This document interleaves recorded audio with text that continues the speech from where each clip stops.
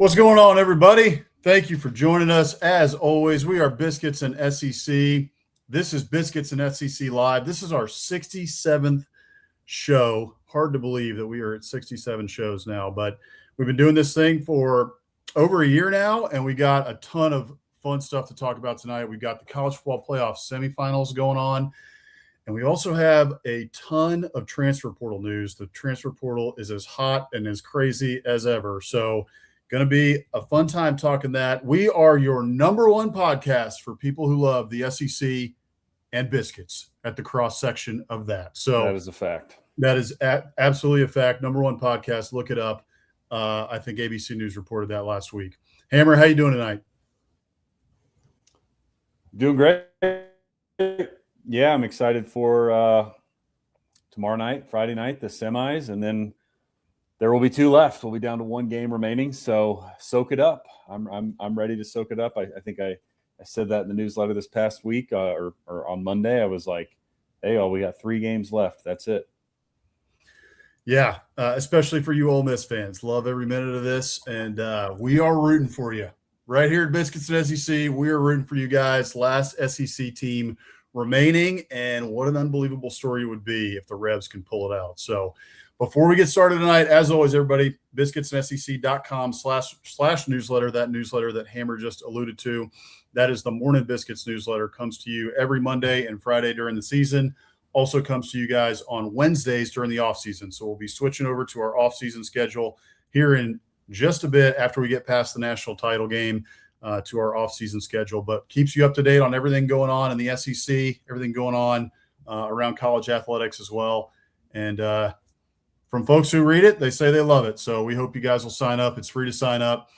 And that's about it for that. Let's get into some football, Hammer. I think we should start here with our semis preview. Let's just dig right into what's going on. I think we should save Ole Miss for second. So let's start with Indiana and Oregon. Indiana, a 3.5-point favorite. Indiana got the win earlier this year. Oregon's only loss of the regular season to Indiana. Do you think that Oregon has a better talent profile than Indiana, but it doesn't seem to matter for Indiana? Kurt Cignetti has this team. They're a machine right now, and we just saw what they did to Alabama, and looks like they're destined for the College Football Playoff title game. What are your thoughts on this game? Very mixed because of what you just said. I look at what Indiana has done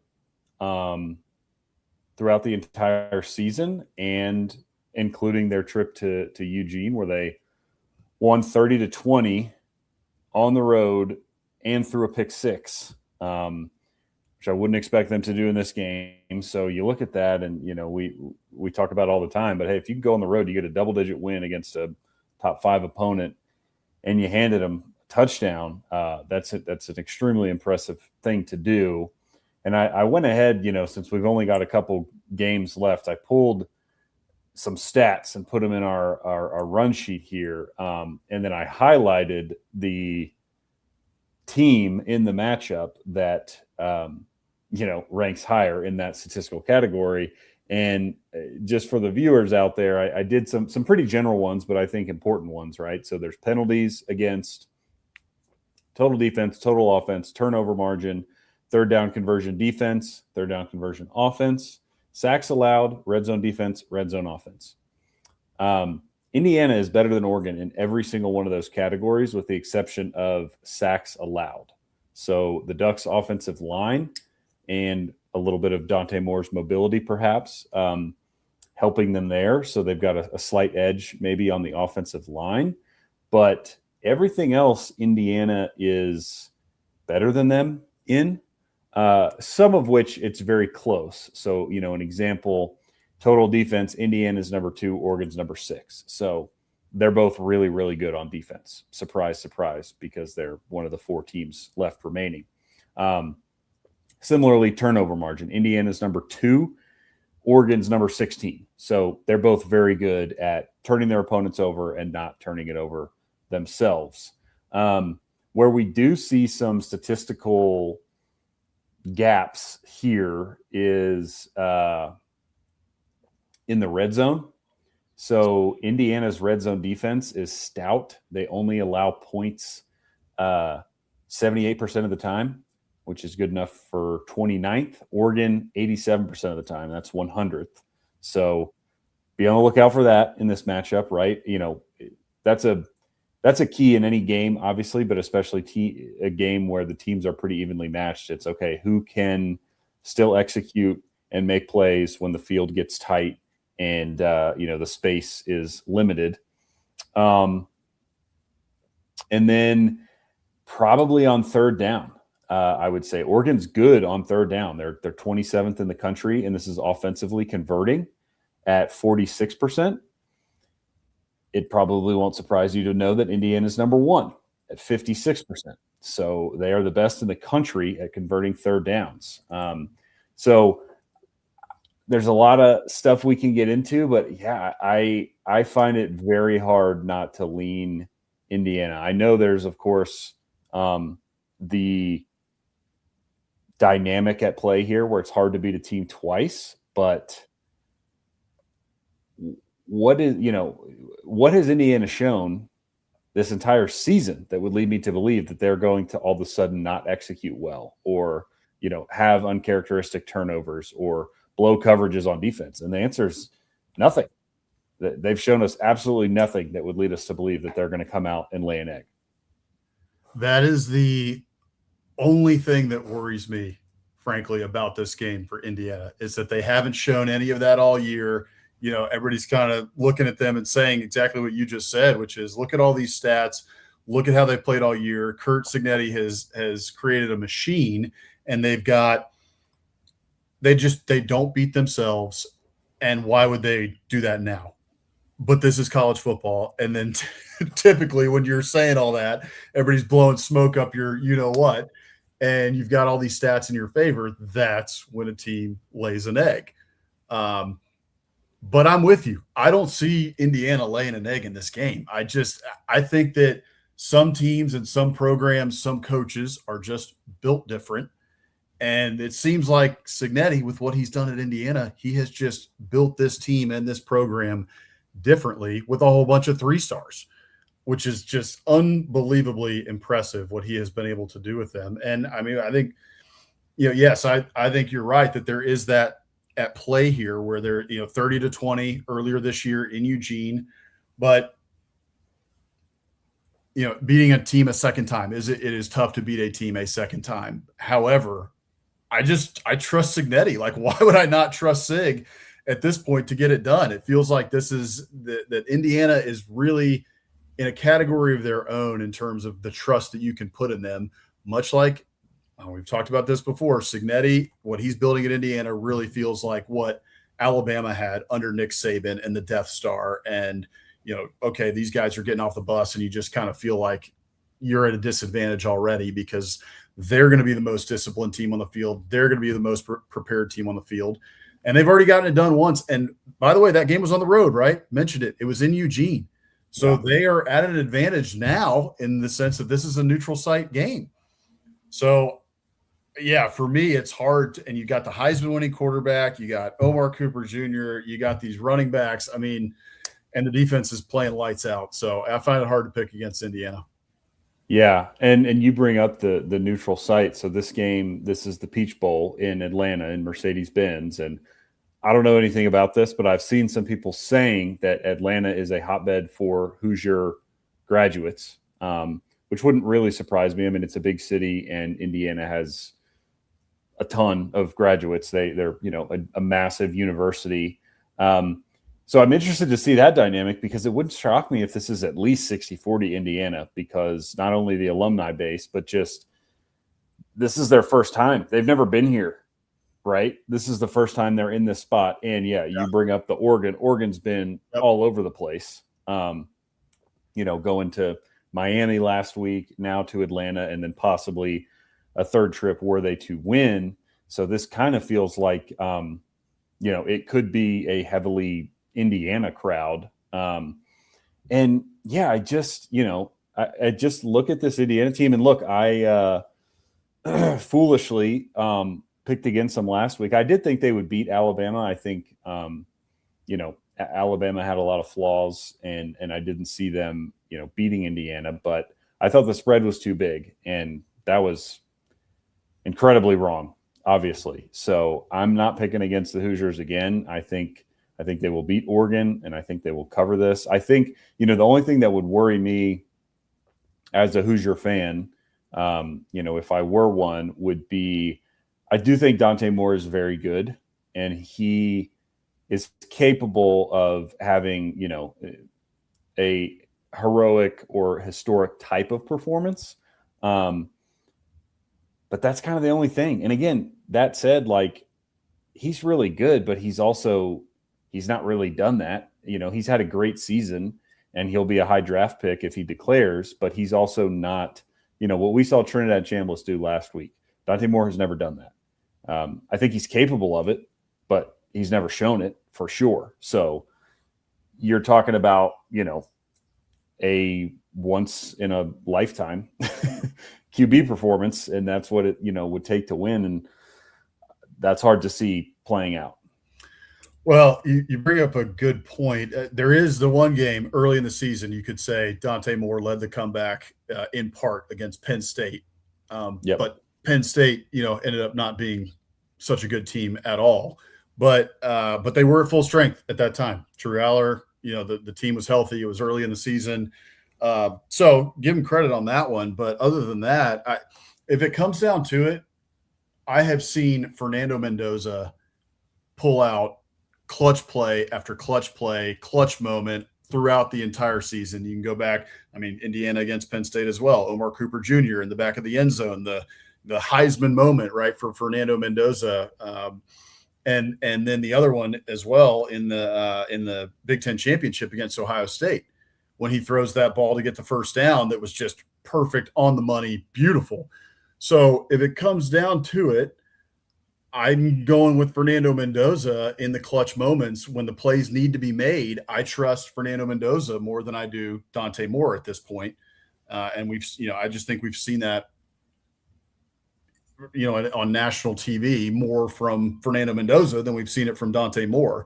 And I guess that's an obvious one, right? I'm going to trust the Heisman guy over Dante Moore. Again, not to say he's not good. I think Dante Moore is a good quarterback, but in games like this, where the lights are shining brightest, and we've already seen Fernando Mendoza step up when the lights are shining brightest against a team like Ohio State, a juggernaut, blue blood type of program, he's already done it. So he's not going to be scared of this moment. And so I think that with all those factors and what they just did against Alabama, hey, you just took down one of those. You took down Ohio State, a blue blood in the Big Ten championship game. You took down a massive blue blood in Alabama, the blue blood of the sport. Absolutely beat the tar out of them last week. This team is brimming with confidence, and I feel like Oregon's probably going to get one under Lanning, but I'm not sure it's this year. Yeah, one final thing, at least on my end, about this game. We've talked about this in other matchups, and it's been, of course, the main storyline in many ways on the Ole Miss side of things. But both Oregon coordinators are now head coaches, Power 5 head coaches, with Will Stein at Kentucky, and I can't remember the DC's name, but he's at Cal. So, again, I don't know how big of an impact that makes. I think it varies case by case, but Indiana's not dealing with that. Indiana's staff is, as far as I know, in place and will be next year, and isn't trying to recruit transfers to their next destination and retain their roster, which Will Stein and the Oregon DC are dealing with. So that's another thing that I think, plays a role here, and just that, and again, who knows what the impact is, but it could be one play, right? It could be one bad call or one misfire on either end of the ball, and it could cost them. So something to look out for. That's a very good point. We have seen that has been an issue. And to Indiana's credit, they announced that they had increased the amount of money for their staff pool for Cignetti in order to try to prevent a scenario like this, and also to try to give some continuity to the program over the next couple of years. And if they keep playing like this, I don't think, any amount of money is really going to keep some of those guys on the sidelines at Indiana. They're going to get their head coaching shots. But, They are trying to mitigate that. Some programs I think are trying to do that, but at the end of the day, you're still getting a couple $1 million raise. But Indiana did put a lot of money into their coaching staff pool in order to retain those guys, and it looks like, at least right now, that's paying off. Yeah. All right, let's move on to our next game. This one's the one everybody's been waiting for. A bunch of you watching us over on our friend Stephen Willis's channel, Locked On Ole Miss, does a great job over there. Also, we will be doing a show tonight, SEC After Dark, at the regular time, I believe. Mike, help me in the comments if that's the case. But I think we're doing it 9 Eastern, 8 Central, which is our typical time on Thursdays. But we're doing it tonight, a day early, because we've got the games starting tomorrow. So we want to preview those games on SEC After Dark. So you guys can join us after we get off here. We get off here at 7 o'clock Central, and then we'll start again in an hour at 8 o'clock Central for SEC After Dark. So you guys can join us for that as well. But Ole Miss, Miami, can't wait for this game. Going to be a blast. We just saw Trinidad Chambliss and the Ole Miss Rebels take down Georgia in an instant classic. Unbelievable game. Gunslinger quarterback duel. Trinidad Chambliss plays. Just couldn't believe what I was watching between him and Gunnar Stockton and some of the throws that Trinidad Chambliss made down the stretch. Just an awesome, awesome game. Miami takes down Ohio State 24-14. Their defense is playing incredible right now. Their front seven looks completely unblockable, and they've only given up 8.5 points in the college football playoffs so far. And part of that can be credited to Texas A&M for laying an absolute complete egg and just a joke of an offensive performance in Kyle Field in the opening round, but still only gave up 14 points to Ohio State. So this Ole Miss defense is playing, I would say right now, the best in the college football playoff, maybe aside from Indiana. Indiana might have something to say about that, but Miami playing unbelievable. Is Ole Miss able to get over that hump? Are they able to block Messidor, and are they able to block Bain? I don't know. What are your thoughts on this game? I know you put a lot together on the stats side, so let's hear what you're thinking. Yeah, so I did want to get to this real quick. Our good friend Mike, he has been an offseason After Dark and SEC After Dark. Mike, I regret to inform you, I cannot make the show tonight. I have a Bible study every Wednesday night, so I will be not showing my face, entering witness protection program after my bowl picks, because I believe I am. Let me just do some real quick back of the napkin math here. So 2-10 last week, 1-13 the prior week. So we're looking at 3-23.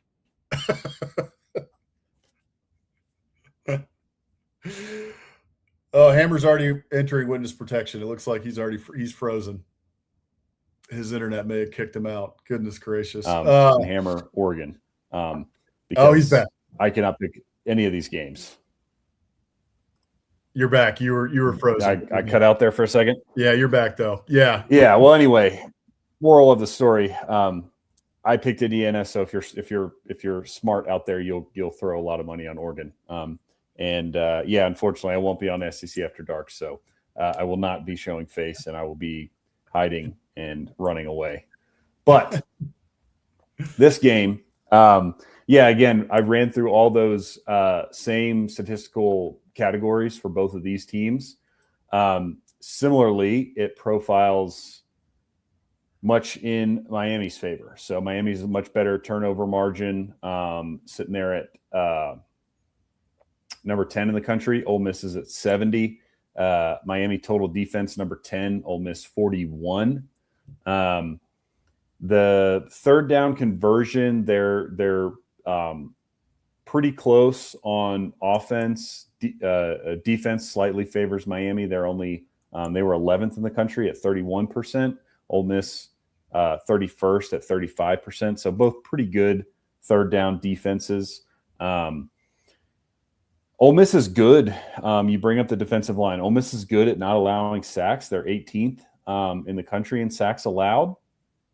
I think a lot of that has to do with Trinidad Chambliss, his legs, his escapability. So that's kind of what I'm watching in this game. You brought it up. Miami's defensive line has wrecked 2 games thus far in the college football playoff against 2 what were thought to be very, very good, probably top 10 caliber offensive lines in both A&M and Ohio State. So Miami had no trouble bullying those 2 teams up front.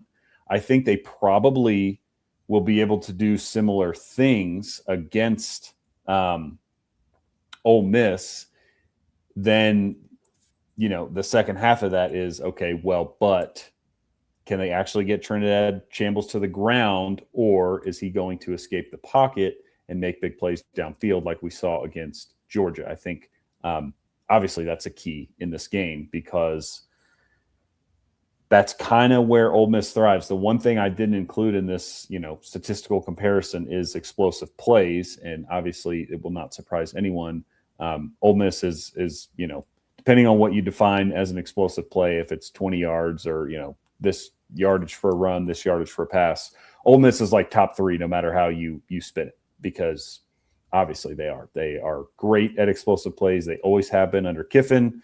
Obviously he's gone, but Weiss, it's still, the same offense, and they thrive on explosive plays, and that's how they get you. So the keys to this one for me, like I just said, is, Ole Miss O-line against that D-line / Trinidad Chambliss, his escapability, and then, okay, can Ole Miss hit the big play? Because if this game is played more so straight up where Miami doesn't give up any big plays and it is kind of a grinded out game, that obviously favors Miami with just the way that they play. I mean, that's their game. They're not good at explosive plays on offense at all. Beck doesn't push the ball downfield much.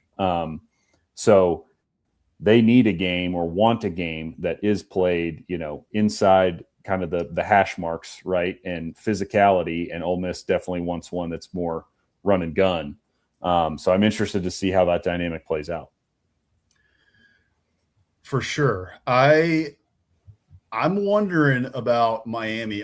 Ole Miss is going to score in this game. I don't think Miami is going to be able to hold them to 14 points like they did Ohio State. I think that Julian Sayin was overmatched in that game. I think we talked about this last week. The Ohio State schedule, I think it came into play here. You really didn't play. You played Texas in week 1. You played Iowa in the middle of the year, and then you got your best games in the last 2 games of the year against Indiana and against Miami in the college football playoff. So, and they did not look good. They did not look prepared. And so you look at Ole Miss. Ole Miss is very battle tested. Ole Miss. We talked about Georgia's defense at the end of the year coming into the SEC title game and then into the college football playoff, where their defense was rounding into form, and they stuck it to Alabama. And if you go back and look at their last few games, in the last 3 or 4 games of the season, that Georgia defense was playing very, very well. We talked about on this show that they were really rounding into form. And what did Ole Miss do? Ole Miss just scored 39 points on those guys. And I know, a little bit of that was the safety. So really 37. 37, yeah. 37. But at the end of the day, they just scored 37 on that Georgia defense. So Ole Miss is going to be able to score. This Miami defense, I know they're playing very well right now, but they're going to score points. Ole Miss is going to score in the 20s at a minimum, just because of how good this offense is. They're battle tested, but also, this is the second point I want to get to. Trinidad Chambliss has the hot hand. I mean, this kid is playing lights out right now. He's making every throw that you want him to make. He's impossible to get down in the backfield. 0 sacks for Georgia. I don't think that happens again. I think Ruben Bain and I think Messidor are going to be able to get home at least a little bit, Keontae Scott, et cetera. But I don't think this is a 7-sack game for Miami like it was against Texas A&M. I think they'd probably get to him twice, maybe, right? But if I'm looking at, the quarterback duel here, I'm going with Trinidad Chambliss still, without a doubt. Even with all of Carson Beck's experience, Trinidad Chambliss right now has the hot hand, and he's looking like, one of those people or one of those players who is kind of transcendent and could carry a team, put the team on his back and carry him to a national title. So to me, the question is, can Miami keep up? because the Ole Miss defense is very good as well. Carson Beck, turnover prone. Is Ole Miss able to get a couple turnovers, 1 or 2 turnovers, right, against Carson Beck? And are they able to protect the ball? Because as you said, the turnover margin, we talked about this before, Miami 10th in the country in turnover margin. Even though Carson Beck has those turnover issues, they also get turnovers on defense. So is Ole Miss able to protect the ball? Because they really got to protect the ball in this game. 70th in turnover margin, as you have on the sheet here for Ole Miss. So that's the questions I'm looking at. The final one that I'm really keyed in on here is Kawan Lacey has also been playing incredible football. He is running the ball downhill. He's fast. He's twitchy. He's doing everything you want from an Ole Miss running back, from a running back on any team in the playoff. And 98 yards, 2 touchdowns on 22 carries against Georgia in the quarterfinal. Miami, one of the best run defenses in the country, only giving up 84 yards a game, number 1 rush defense in the ACC. What gives? What gives there? As you said, they want to play it within the hash marks. Miami's defense really likes to kind of jumble everything up in the middle. We'll see. I think that's a big question and something I'm going to watch. This offensive line able to get some push? Are they able to get Kawan Lacey into some space? Is Kawan Lacey able to pop off a couple runs, 5, 8, 10, 12 yards? Is he able to get an explosive play? That's something I'm going to be watching because obviously that opens up the passing lanes as well for Trinidad Chambliss and for Stribling and all those weapons they have on the outside. So that's a big question for me for Ole Miss and for Miami is, what gives on those couple of questions. And I think that's where this game is going to be won or lost. Yeah, no, I think that's a good point because I'm with you. I anticipate Ole Miss will be able to score in this game, but they're going to need, similar to Georgia. It's not that they ran all over Georgia, but they were, effective enough, right? Lacey finishes with 90-something yards. I mean, if Lacey can get about that again, like give me a 20 carry, 90 yard, 25 carry, 100 yard game, I feel pretty good about where that would put Ole Miss, because the one thing they can't do is against this Miami defensive line is get behind the sticks, right? You cannot be stuck in 3rd and long, obvious passing downs all night because those guys will get after you regardless of how mobile you are. At the quarterback position, they'll get after you. So Ole Miss has to be able, to at least gain some yardage on the ground and keep those 3rd downs manageable, as well as just moving the sticks in short yardage.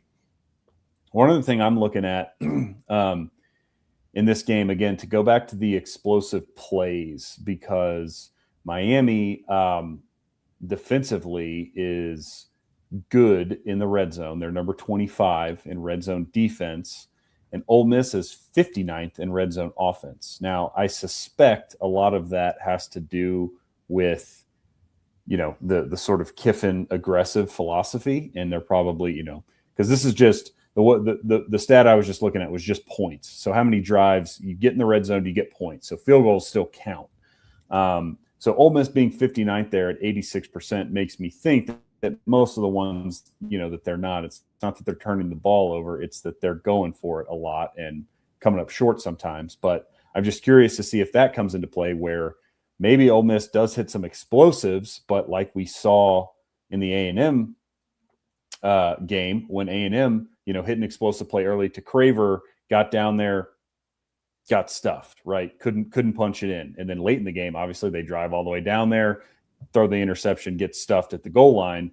Miami's defense is good in that tight box area. So if Ole Miss can get explosive plays, it's also important that either they just finish the drive, if they can't punch it in on the big play, or that the big plays result in a touchdown, because don't be shocked if, you look up at whatever halftime through the 3rd quarter and Ole Miss has a yardage advantage over Miami, but they don't necessarily have an advantage on the scoreboard because Miami's defense is bowing up when, the field shrinks on them. So that's another thing I'm looking out for in this one. But I guess, again, without me being on SEC After Dark, I will go ahead and get my pick. I'm obviously going with Ole Miss. You mentioned it before, right? We're rooting for them. What a story it would be. And you brought up it's all, to me, it all just hinges on Chambliss. I mean, there's no guarantee he can repeat what he did against Georgia, but he seems to be playing great. I like him over Beck in this matchup as much as we have praised Beck for his 2 games so far and kind of just being a game manager. I think because Ole Miss will score, they're going to need more from Beck in this game than what he's shown. And I just love what Ole Miss has going right now. So give me the Rebs. I like it. Another thing to mention, and Ole Miss folks, you guys know this, but for others who haven't been paying as close attention, there's still a lot of craziness going around the Ole Miss program with Lane Kiffin, LSU's coaches going back to Baton Rouge, coaches recruiting for LSU. Pete Golding, by the way, we're going to talk about transfer portal here in just a minute. He is red hot, winning the breakup, as Chris Marlar said, and he's right about that, at least currently, right? Doing an incredible job of re-signing kids, getting kids out of the portal, including some LSU guys. So he's done a great job with that. But the reason I wanted to mention that is because Charlie Weiss Jr. has stuck to his guns and said, I'm going to be with Ole Miss through the playoff run. And so with Trinidad Chambliss with the hot hand and Charlie Weiss Jr., that tandem right there seems to be, thick as thieves, Batman and Robin right now, as good as anybody in the country in terms of quarterback and OC relationship and, what they're thinking on the field, et cetera. Trinidad Chambliss seems to be, he knows what Charlie Weiss Jr. is thinking right now and vice versa. So I think that's a big thing for Ole Miss and gives them a leg up in this game. And I'm excited to watch it. I can't wait. It's going to be a lot of fun. Yeah. Yeah. One last thing on that, just the offensive coaches. So Joe Cox, the tight ends coach, and George McDonald, who is the wide receivers coach and I believe passing game coordinator at Ole Miss, are done. There was sort of after the Sugar Bowl, there was that, like you said, things were up in the air with who was going to be able to continue because the transfer portal was opening. Obviously, Weiss Jr. Is continuing, sticking to his guns, but those 2 guys, I assume Kiffin, is the one that dropped the hammer, but they are done. They're fully moved on with LSU. So Ole Miss is down, a tight end coach and wide receiver and passing game coordinator. So hopefully that doesn't come back to bite him. Golding, if you've been watching his press conferences, obviously is confident, doesn't, does not feel at all that it's going to impact them, but those 2 guys will not be, on the sidelines for this right. one.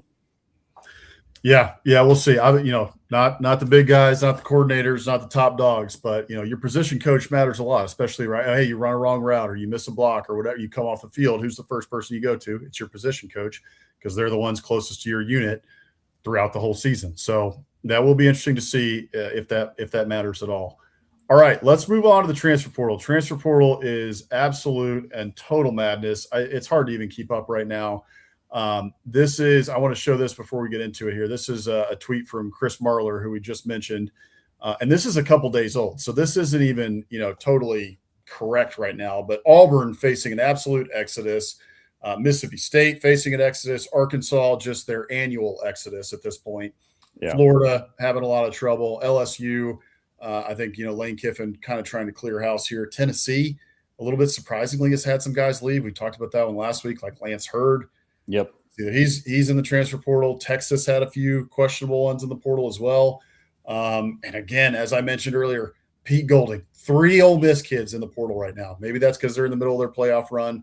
But at the same time, you've got Austin Simmons, entered the portal during the playoff run because the window is only open for so long. You got to be taking visits, et cetera. So impressive work by Pete Golding so far with what he has done at Ole Miss. I think we want to talk about a little bit about some of the main, players who are in the portal, some of the interesting ones who have entered. I think we also want to get into the DeMond Williams situation at Washington because I think it involves, obviously, everyone's mind immediately went to Lane Kiffin and LSU because he was committed to Ole Miss at one point and Lane Kiffin. And then he goes into the portal after signing a contract and everything. So why don't we start with that? And then we can get to some of the, names that we want to mention who have entered the portal. Also some, hot and cold. Who's hot in the portal? Who's cold in the portal? Et cetera. But But yeah, just to quickly lay it out, the Damon Williams situation, I haven't been able to read into it too deeply, but what I have gathered is that he signs a contract with Washington to return to the Huskies. Played very well this year. He would have been highly sought after in the portal had he entered, but doesn't enter, signs a contract, and says, I'm going to be back. Hopefully it was announced. Huskies announced it, all this stuff. And then yesterday, he surprisingly enters the portal with a do not contact tag, which most of you probably know what that is. But for those who do not, it means that he already has an idea in mind as to where he's going to be going. And to me, at this point, just a quick aside here, the do not contact tag to me means that you were tampered with. It's just the tampering tag. Correct. Right? It just tells you that I'm entering the portal and I have been tampered with. And, some other coach over here, whatever school I commit to is the school that tampered with me. So anyway, that aside, he enters the portal with a do not contact tag. He is not committed to a school yet, as far as I'm aware. Unless, did you see something before we go? No. So that's sort of where it gets messy. He technically hasn't entered the portal because Washington has not allowed him to enter. So my understanding is, you're right, he signs a deal with Washington, reportedly $4 million. Part of the deal, in what I read, I believe this was from Dellinger, this is a pretty standard rev share agreement contract across the Big Ten. One of the clauses in there states that a player cannot enter the transfer portal. So Williams announces this, and Washington has not filed the paperwork and let him enter the portal because they are crying foul that he's not able to enter the portal. So then, to take it further into the tampering conversation, Washington, I believe, is now saying that since he's not technically in the portal, teams are not able to contact him. And Washington is claiming they know for a fact that teams are contacting him, and they intend to report these, tampering allegations to the NCAA, which, LOL, good luck with that. Good luck. Right. So my read on this, first of all, it's I hate it, right? It sucks for everybody. I mean, for Washington, obviously, and I don't have a ton of sympathy for the kid. I mean, he signed a $4 million deal and now he's trying to back out on it, but he's probably trying to back out on it because someone offered him a bigger deal, right? So, the issue here is, and this is what anybody who has a brain will just keep pointing out, is whether or not this contract that he signed states that he can't enter the portal, I just don't know how enforceable it is, right? Like, we keep coming back to this with all this, whether it's transfer portal or NIL deals or whatever. It's, dude, these aren't employees. They are not employees. They don't, and if you want them to be employees, then do that. But the thing is, these schools don't want them to be employees, so they're trying all these, different tactics to essentially treat them as employees without them being employees, but they aren't. So I don't know how this ends. My assumption is this ends with him at LSU, because you brought up Lane Kiffin and LSU, and of course that's where all the smoke is. And that smoke is there, like you said, because Kiffin has a relationship with him, but also because right about the time that he did, renege on his contract and say he planned to enter the portal with a do not contact tag, that was on the heels of Brendan Sorsby committing to Texas Tech, who had visited LSU, Trinidad Chambliss re-signing with Ole Miss, who, obviously there's a Lane Kiffin connection there.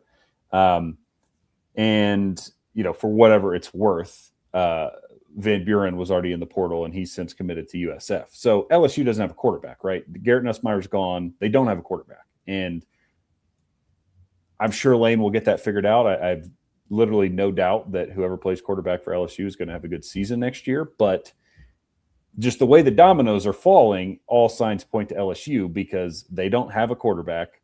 They've had guys on campus. It hasn't worked out. And it kind of feels like the only, big name, so to speak, that would still be out there is Sam Leavitt, who was in Baton Rouge yesterday. But again, all signs are pointing to this is LSU trying to lure Williams away from Washington. And my guess is that's where he ends up, because I just don't really know what Washington has here. Well, to some degree, Lane Kiffin better hope he ends up in Baton Rouge, because there were tweets about this. You saw the pictures that came out. For folks who didn't, Sam Levitt is on the sideline of courtside at the LSU basketball game with Lane Kiffin and Knox and Yeah. Weeks. And Sam Levitt is looking at his phone, and people were captioning it basically like his agent telling him, bail, like get out of there, like they're going after Damon Williams at Washington, like you're not the guy, like we're going to Tennessee. Like Yeah. he's his visit with Josh Heupel to Tennessee while he's sitting next to Lane Kiffin, which he apparently is supposed to be at Tennessee. Either he was supposed to be at Tennessee today or tomorrow. But on that front, like Lane Kiffin's flirting with everybody. He's well known for that. Literally flirts with everybody. So he could end up kind of getting left at the dance if he doesn't get Damon Williams. Sam Levitt, if I'm Sam Levitt, I'm like, okay, like screw you, whatever this was about.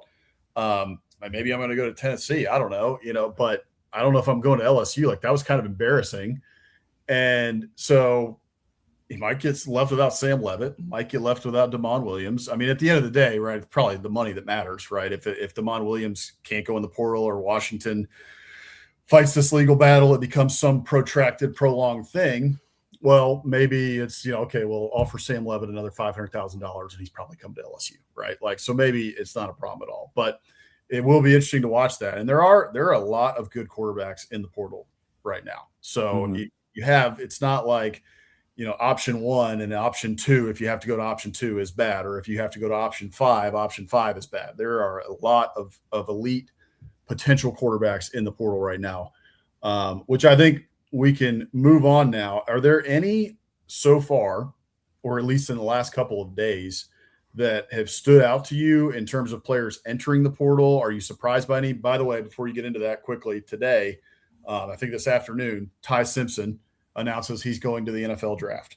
Yeah. Some smoke that he was maybe flirting with Tennessee potentially. Maybe he was thinking about coming back to Alabama. I personally don't think there was anything to the Tennessee rumors, but I'm not an insider. That would have really surprised me. He was an Alabama guy through and through, so it kind of felt like Alabama or he's going to the NFL. Announces he's going to the NFL today, so that leaves Austin Mack, Keelan Russell potentially in line, unless Kalen DeBoer feels like he needs to go into the portal to get somebody else. But that was one that stuck out to me today. Are there any couple others that you've been looking at who stuck out to you? Not necessarily with guys entering over the last couple of days, but Damon Wilson actually did surprise me. The Missouri edge, former Georgia edge, that was surprising. He had a great year at Missouri, and again, I don't know what goes on behind the scenes or what his NIL deal was like with Mizzou, what he thinks he could get on the market. I'm sure he'll be highly coveted, but again, just kind of stinks, right? He went to Georgia, didn't get a ton of run, so he goes to Mizzou, has a great season, and then bam, back in the portal again, like kind of, mercenary stuff. But that's the game these days, right? I don't know what I say. Don't hate the player, hate the game. That's the game. So that surprised me to see him enter, just given how this year went for him and, the opportunity that Missouri gave him. But maybe he thinks he can get more elsewhere or go, be on a better team, I suppose. I don't know. But that surprised me a little bit.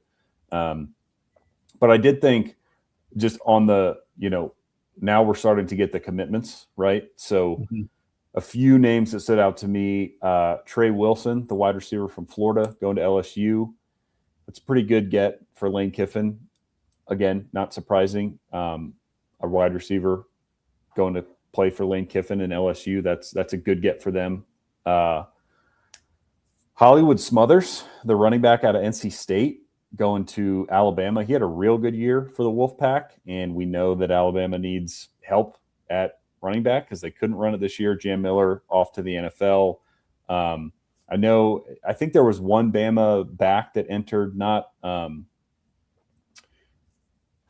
can't even think of who their kind of second and third stringers were this year, but Yeah. it was not one of them. It was a back, further on the depth chart. But anyway, I think Hollywood Smothers is a good player and can help Alabama next year immediately. And then the one that everybody had on their bingo board, Byron Brown, following Go Lesh from USF to Auburn. That is now official. So I think it's a good get for Auburn. I mean, again, everyone saw it coming, so it's not a surprise, but I think that kid can play, and let me put it this way. He'll be better than what Auburn has had at quarterback in the entire Hugh Freeze era. So they got an upgrade at quarterback. Well, and to just emphasize that point, we have seen portal quarterbacks who follow their coach do a pretty good job. I mean, it's not like – sorry, I don't know what was going on outside, but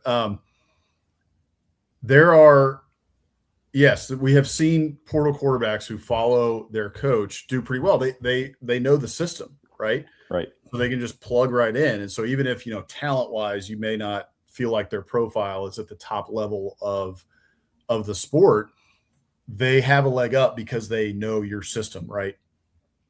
Also, by the way, one thing that I was talking with our family about before I left and came back to Texas, think about the College Football Playoff right now. Who are the last 4 teams standing? All 4 of them have a transfer quarterback. Yeah.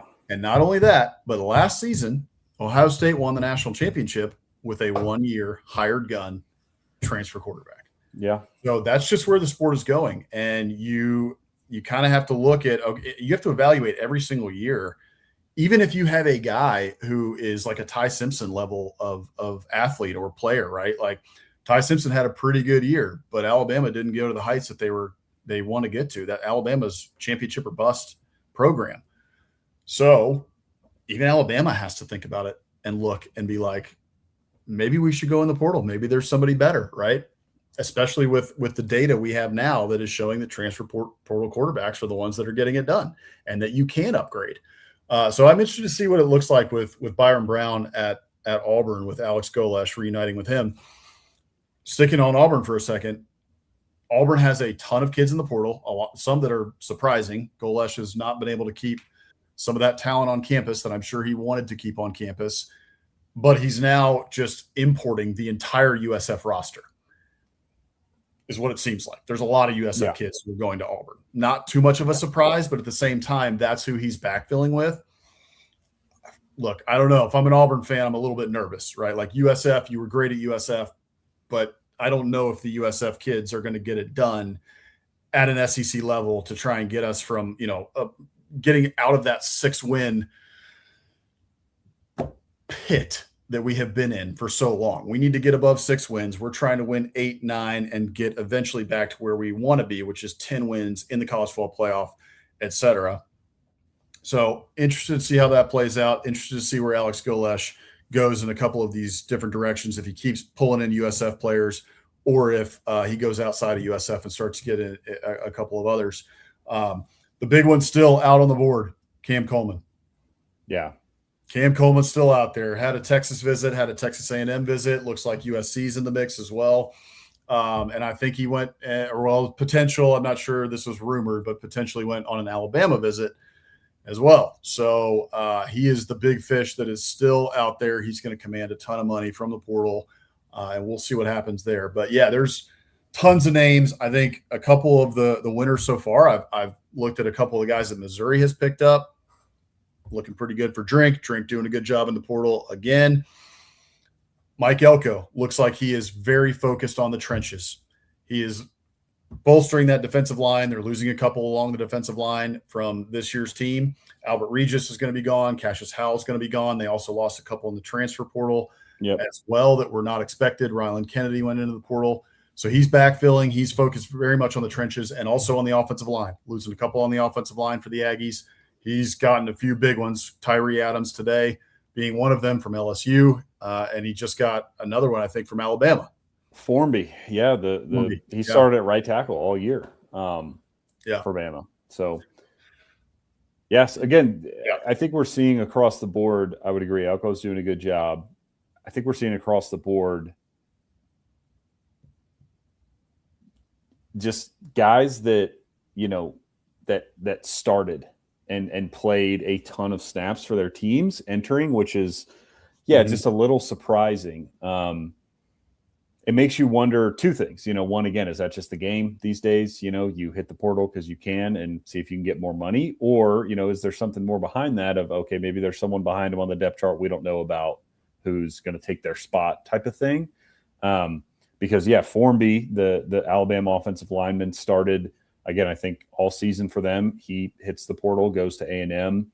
I can't remember his name off the top of my head, but the Tennessee tackle, all SEC starter for them, hits the portal, and you're thinking, okay, why is this guy hitting the portal? Like, Trey Wisner, the Texas starting running back, Mike brings him up. He's already committed to FSU, but it's like, okay, why is, this guy's a multi-year starter. Why is he leaving Texas? Like what's going on that we don't know about? If there is anything, right? Again, maybe it is just as simple as, let me maximize my value and test the market, but it feels very much like whether you're Alabama or Tennessee or Texas, you're not going to get outbid for these guys unless, you don't want them that bad, or unless somebody is, bidding crazy numbers that you're not willing to match. But in a lot of these cases, at least the Trey Wisner one, that doesn't really feel like what happened to me.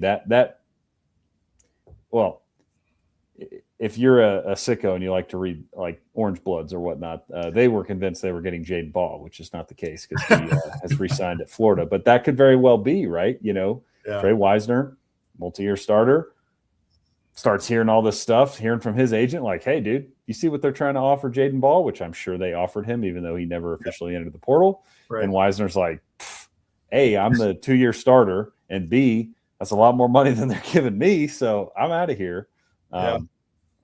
Similar with Parker Livingstone, right? The receiver who commits to Oklahoma, which is kind of the ultimate stab in the back for the Horns fans. But the word on the street was they basically told him, like, again, I don't know if it's a money thing or playing time, but just like, hey, dude, we're trying to recruit over you, and we're not that interested in retaining you, is what the word on the street was. And so he's like, okay, well, I'll hit the portal, and screw you, I'm going to go to Oklahoma, like really show you.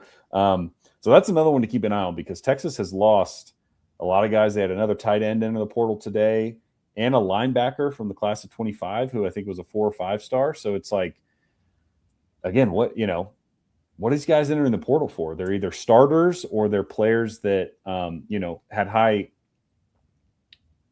were high profile and just didn't really play that much or pop, but we're still very young. It's not like they, had spent 3 years on the roster and didn't get a run and, want to go play somewhere. It's like, dude, this guy, you were a true freshman last year playing behind Anthony Hill and the other starting linebackers in the portal, Liafu or whatever his name is. It's like, of course you're not going to play, dude. So why are you now hitting the portal? Because certainly you didn't expect to play last year, but he's in the portal. Liafu's in the portal. Livingstone left. Wisner left. CJ Baxter left. Like, Texas has money, and their fans certainly are expecting big dominoes to fall their way in the transfer portal. Cam Coleman possibly one, but up to this point, that has not happened. They haven't really gotten anybody of note that I've seen. Yeah, no, without a doubt. I mean, another name, Alabama's losing names. I can't ever say his name, but Qua Russell, the linebacker, leaves. I mean, some guys who really contributed this year, Keon Keeley along the defensive line. Like, again, like, why are you entering the portal? Like, I guess you're chasing dollars, but you're going to start again for Alabama. Like, what are you, run it back. Like, let's go get a national championship next year. It's just an odd time in college football, which also leads us to the new calendar. So we should just touch on this, for a second here.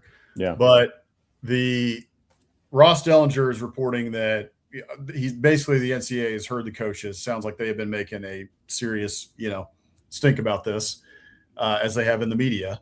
And so looks like the college football calendar is changing. It is pretty ridiculous that we're talking about 4 coaches right now who are in the college football playoff in the semifinals. They're doing what they're supposed to do. They're, taking their team as far as they possibly can. And now they're also having to deal with recruiting and portal and all this craziness. Like there's just no – so there needs to be some changes to it. And it sounds like those changes are going to be coming. Maybe week 0 moves up. The college football playoff dates are potentially changing, potentially getting rid of the I think it was the early signing day, moving the signing day back. Lots of different movements. So it looks like some potential changes are coming down the pipeline, and I think it's much needed. I think there's some pretty large changes that need to be made to the calendar in order to make all this work. And obviously, it's all difficult as well because these kids are in school, college, universities. And so you also have to deal with the academic calendar. And so that's always where the issue lies. But anyway, any quick thoughts on the calendar? I think, as you said, change is needed. So I'm glad that they're going to try to address this one way or the other. I think probably moving the signing period back to February makes sense. I also think, I don't necessarily love this idea, but I don't know with the college football playoff, expanding to 12, likely more down the road, how you avoid it. And that is, I think whatever week 0 is, as my dogs sound off. He's not happy about the calendar and he wants to change. Right. Will become week 1, right? I think you to get these games in, you're just going to have to move the starting point up. And then again, it's tough because these kids are in school. And so it's finals in early December, but I think you just got to start playing playoff games, like the coaches talked about having all the time off, how that's an issue. Again, you're dealing with Christmas break and finals and holidays and all this stuff. But like at the end of the day, man, the calendar is messed up. These teams don't need darn near a month off between, the end of the regular season and their first playoff game. Like, get them started. And I like what Lanning said when he said New Year's Eve, New Year's Day should be the end of the season. Be done. Close it up. And if that would make sense, if you have your signing day in February, that would give coaches, a month plus, even if they were in the national title game, to get that stuff figured out at their future job and not have to be dealing with it simultaneously. Yeah, no doubt. Athletes Forum podcast. Thanks for joining us tonight, guys. Army Navy week, move that to week 0. I kind of like that. I'm not sure if I think it might have to happen. I do love it for the fact that it's its standalone own thing. I love that tradition, but we may have to move it around. I understand what you're saying there. Move conference championship up a week and playoffs to follow. I agree. Too much time in between, conference championship games, playoffs. The schedule's too weird. We got to fix that. Especially, we talked about this last week, right? All the teams that get the bye, except for Indiana, 1 and 7 for the teams that get the bye. The only team that has gotten a bye is Kurt Cignetti's Indiana team, who steamrolled Indiana. So, look, I that's kind of on those teams for losing those games. But at the end of the day, the data's there. The proof is in the pudding that you kind of don't want to get a bye, and that's not how it should be.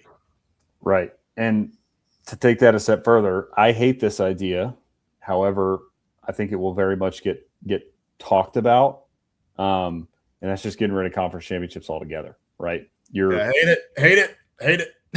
But yeah, I hate it too. But like you said, it's like, what's the point? If we're going to win our conference, get a bye, and then get smoked in the first round of the playoff, it's not that big of an advantage.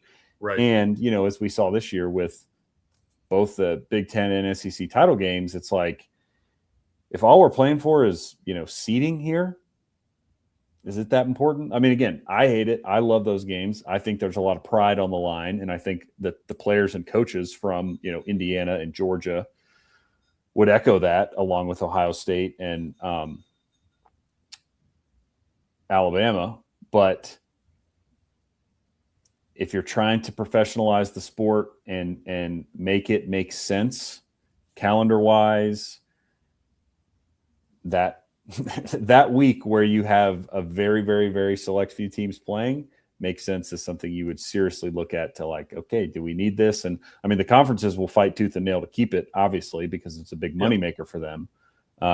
So as long as the conferences are in charge and there's not a commissioner, I don't see them going anywhere. But I just pains me to say it, but I think that is something far down the road, not in the immediate future, but something, again, that'll get a very close look of, is this worth it?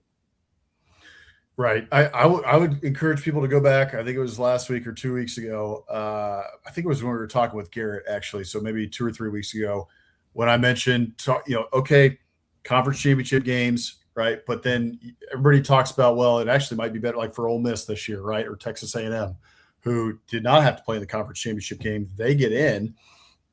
First of all, Notre Dame needs to join a conference. That's the first thing, because this idea doesn't work unless Notre Dame joins the conference, because they get the special treatment, Yeah. I don't need to go on another rant. You can find that on YouTube. But I think the other two teams should be playing, right? Like the top 4 teams in the Big Ten, the top 4 teams in the ACC, top 4 teams in the SEC. It's almost like a play-in game to get into the playoff if you have those other 4 teams playing. And then the advantage of, they didn't have to play, right? They got fresh legs going into the playoffs is kind of null and void if they also have to play a game. And those games would be fun, and they would be moneymakers too, right? I mean, Alabama, Georgia in the SEC title game, and then Texas A&M and Ole Miss in the play-in game, essentially, right? Somebody gets eliminated pretty much in that sort of game. I don't know if the conferences would go into that, because you may lose some spots in the college football playoff if you do that. But I do think it would be a lot of fun. So anyway, that's an idea that I threw out a couple weeks ago that could be fun. It's a rough idea. It would need to be refined around the edges, but I think there could be something there. All right, let's move on. We got to keep it to a tight hour here, close to it, because we have SEC After Dark tonight, back at our regularly scheduled time for SEC After Dark, but not our regularly scheduled day, because we got to preview these upcoming college football playoff games, which are going to be a ton of fun. Can't wait to talk some more ball tonight with the guys. Hammer will not be there, but I will. So, all right, let's get into the Muschamp Coach of the Week here. I put this one together. It was kind of a short one. We did a show on Friday for those of you who joined us, as you know. So we had a Muschamp Coach of the Week for that, that was from the quarterfinals. And this week, kind of had to pick from a whole lot of nothing, some press conferences and whatever. So I went a little bit outside of the typical realm, but this guy is someone that I'm a huge fan of. He is a great coach, NFL coach, has some SEC ties, or more Big 12 ties rather. But anyway, I loved his quote today, and he was really ticked at himself for the way that his team played and the way that he coached this year. And so he gave himself an F for how he coached this year and how his team played, even though his team was on the verge of the playoffs. And really their problem was the fact that they played in a conference, or in a division that was just the best in the NFL this year. So anyway, here's your Muschamp Coach of the Week. I won't spoil it, and we'll talk about it on the other side. Now, we fell short this year, and look, we all acknowledge that. I acknowledge that. It's bitter, It's a bitter taste. I mean, it feels good to win yesterday, but ultimately it's frustrating, But we got nobody to blame but ourselves. But I really don't believe we're that far off. Not good enough. We didn't get in. I mean, we underachieved, so not good. I would give myself a freaking F. Give myself a freaking F, says Dan Campbell, head coach of the Detroit Lions, former tight end for the Texas A&M Aggies. He was part of that team that won the Big 12 championship all the way back in 1998. So, I get it. Aggie jokes. Last Big 12 conference title, baby. Last conference title. The head coach of the Detroit Lions, Dan Campbell, was on that team. But congratulations to Coach Dan Campbell for potentially the last Muschamp Coach of the Week, as we are looking to rename it, because as much as we love Coach Muschamp, it's just really tough for us Aggies to have an award named after the defensive coordinator for the Longhorns. Yeah. Oh, and the spirit of the award was, at the time we christened it, Muschamp was an off-field analyst for Georgia. He was no longer in the college football world, for all intents and purposes. It feels very much different whether he's at Texas or anywhere, but he's going to be back on the sideline. So I think that sort of disqualifies him from, just having the award named after him. But anyway, I love Dan Campbell. That guy, he's the man. Obviously, the Aggie tie helps, but he's like, anytime he does an interview or anything, he's the absolute man. I would love to play for him, and I think his players, feel the same way. Yeah, I would go to war with Dan Campbell. He could lead me anywhere. I'd follow him straight into a brick wall or straight off a cliff. Wherever Dan Campbell wanted to go, I would go with him. All right, Biscuit of the Week. You put this one together from our good friend. Finally got around to it. We had this one in the hopper for a while here. I'll let you intro it. Yep. So as you mentioned, this is from our good friend, Rick, a.k.a. Captain Biscuit Wilmarth. This is an interesting one. So he sent this, as you mentioned, a couple of weeks ago. So this is from Biscuit Express in Owens Crossroads, Alabama. And I looked it up. It appears to be, a food truck serving biscuits. And that is a piece of bologna.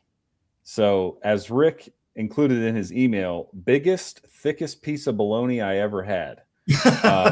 Because that is an absolute slab of bologna there. So he's got some like tater tots, a biscuit, and then again a magnificent, thick, giant piece of bologna. So if you're into bologna and are in the Alabama area, I would highly suggest Biscuit Express because it looks delicious. And I will just echo what Rick said. I mean, that's the biggest piece of bologna I've ever seen. So if that's what you're into, go get it. I mean, the only bologna I've ever really had, right, is the one you buy at the store. And those are the razor thin slices. That thing is a chunky piece of bologna. Yeah, that is bigger than my face. I mean, that piece of bologna is massive. So, yeah, man, Captain Biscuit, thanks for sending that one in. That biscuit looks awesome as well. That's some gravy on the side there is what it looks like. I mean, gosh, yeah, that looks awesome. So if you were in Owens Crossroads, Alabama, if you're in the area at any point here in the next couple of months, be sure to go check out Biscuit Express and go get yourself a piece of bologna bigger than your fist. Bologna biscuit is big around here, says Rick. I can imagine. I'm all in for that. That looks incredible. So thank you, Rick, for sending in the Biscuit of the Week, the biggest bologna piece on a biscuit he's ever had from Biscuit Express. And that is going to do it for us. If you guys do want to send us a Biscuit of the Week, you're welcome to DM us. We love to feature those from our viewers. DM us on Instagram or on Twitter. You can also shoot us an email. We're contact@biscuitsandsec.com if you would like to be featured. Could be homemade, could be skillet biscuits you made, could be from the oven, whatever you want to do. If you want to send us in a biscuit from your favorite local diner, food truck, what have you, we would love to feature it on the show. As always, folks, biscuitsandsec.com/newsletter to go sign up for the Morning Biscuits newsletter. One of our favorite things to do around here. We put a lot of effort and work into that. It is free. Newsletter is elite. Thank you from our friend Mike Huseman, who does SEC After Dark, does a fantastic job with that. But yeah, it's all about the SEC. So if you guys love SEC football, love SEC athletics, we keep you up to date on all the goings on around that, as well as everything going on in college athletics. Calendar, as we talked about tonight, we'll touch on that in the newsletter on Friday, get you caught up for all the games. Twice a week during the season, Mondays and Fridays. Soon we will be going to our off-season schedule where we will go only on Wednesdays, but it's free to sign up.